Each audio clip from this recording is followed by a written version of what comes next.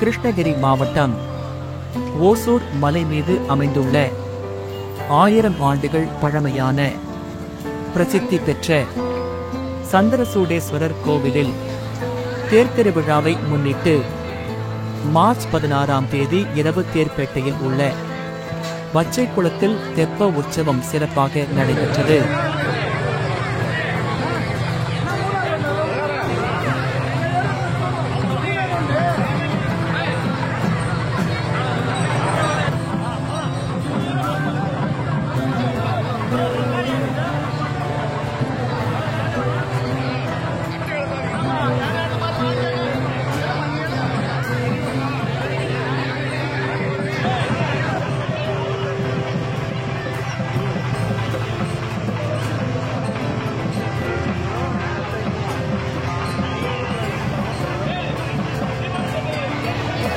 சந்திரசூடேஸ்வரர் கோயில் தன்னை நாடி வரும் பக்தர்களுக்கு பல்வேறு அற்புதங்களை நிகழ்த்தும் திருத்தலமாக திகழ்கிறது.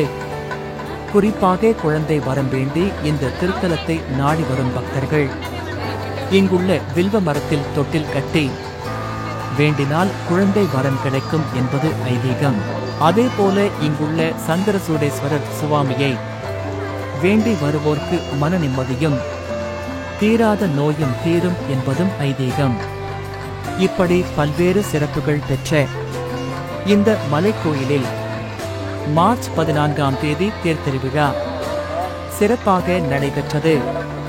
அதைத் தொடர்ந்து தேர்திருவிழா முக்கிய நிகழ்வாக தெப்ப உற்சவம் நடந்தது.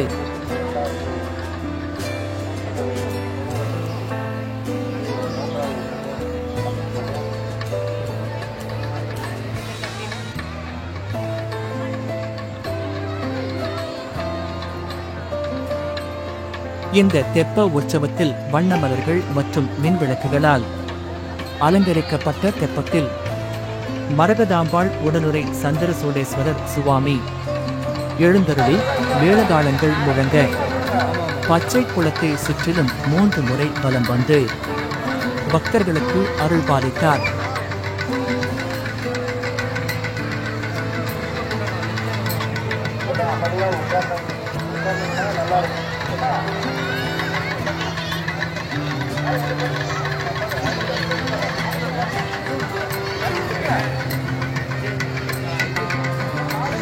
அப்போது பச்சை குளத்தின் 4 புறமும் படிக்கட்டுகளில் குவிந்திருந்த பக்தர்கள் ஓம் நமச்சிவாயா, ஓம் நமச்சிவாயா, ஹர ஹர மகாதேவா என்று பரவசத்துடன் பக்தி முழக்கமிட்டு கடவுளை தரிசித்தனர். மேலும் பக்தர்கள் பூஜை பொருட்களை வழங்கி கடவுளுக்கு வழிபாடு நடத்தினர்.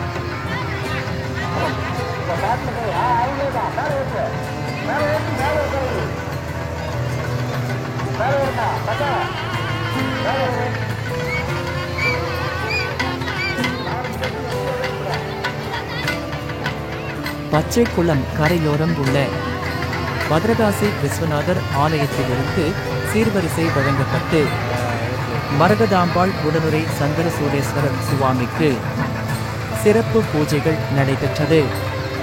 இதில் ஆயிரக்கணக்கான பொதுமக்கள் கலந்து கொண்டு தெப்ப உற்சவத்தை தரிசித்தனர்.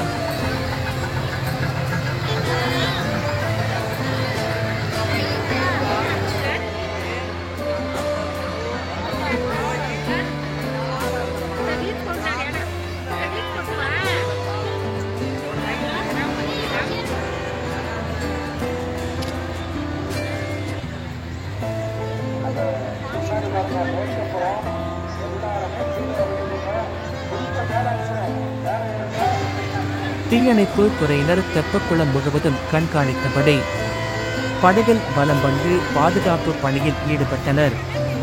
இதில் முன்னாள் எம்எல்ஏ தேர்கமிட்டி தலைவர் KA மனோகரன், மாநகராட்சி சுகாதார குழு தலைவர் மாதேஸ்வரன், பாஜக முன்னாள் மாவட்ட தலைவர் நாகராஜ், குருக்கள் வாச்சீஸ்வரன் ஆகியோர் கலந்து கொண்டனர்.